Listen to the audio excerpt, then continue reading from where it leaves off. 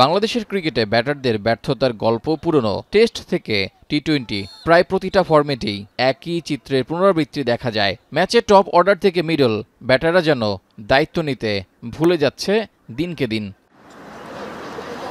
ওয়ানডেতে মিরপুরে সিরিজ জয়ের পর চট্টগ্রামে সংক্ষিপ্ত সংস্করণের সিরিজ চলছে ওয়েস্ট ইন্ডিজের বিপক্ষে। প্রথম ম্যাচটি হেরে 1-0 পিছিয়ে টাইগাররা, যেখানে সেই ব্যাটিং ব্যর্থতার গল্পই সঙ্গী। একজন সেট ব্যাটসম্যান থাকতো তাইলে গেম অনেক ইজি হয়ে যেত, কারণ লাস্ট 2 ওভারে 30 রান লাগতো। এটা ব্যাটসম্যান থাকলে অলওয়েজ গেম হাতের মধ্যে থাকে।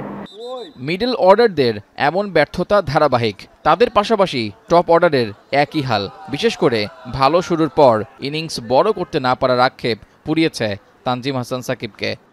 উইকেটগুলো গেছে কিন্তু পাওয়ার প্লেতে। তারা যদি সেট হয়ে আউট হইতো এটা একটা ডিফারেন্ট সিনারিও ছিল, কিন্তু বেশিরভাগ ব্যাটসম্যান সেট হওয়ার আগে আউট হয়ে গেছে। তবে আমি মনে করি হ্যাঁ, মিডিল অর্ডার ব্যাটসম্যান আর একটু রেসপন্সিবিলিটি নিতে পারতো, যারা গিয়ে আর্লি আউট হয়ে গেছে। তো তারা রেসপন্সিবিলিটি নিলে গেমটা যদি একটু ডিপে নিয়ে যেত তাইলে হয়তো ডিফারেন্ট স্টোরি থাকতো। টি-20তে আধুনিক যুগে দলগুলোর ব্যাটিং স্টাইলই বদলে গেছে। তবে ব্যতিক্রম বাংলাদেশ। শেষ কয়েকটা সিরিজ জিতলেও 150 কোটা পার করাই যেন দায় হয়ে পড়েছে তাদের। এশিয়া কাপেও দেখা গেছে এমন চিত্র।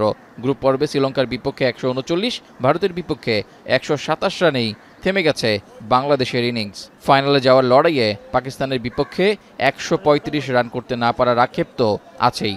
এসব আক্ষেপ কবে ঘুচাতে পারবে বাংলাদেশ ক্রিকেট দল, সেটাই এখন দেখার অপেক্ষা। রেজাউল করিম, এখন।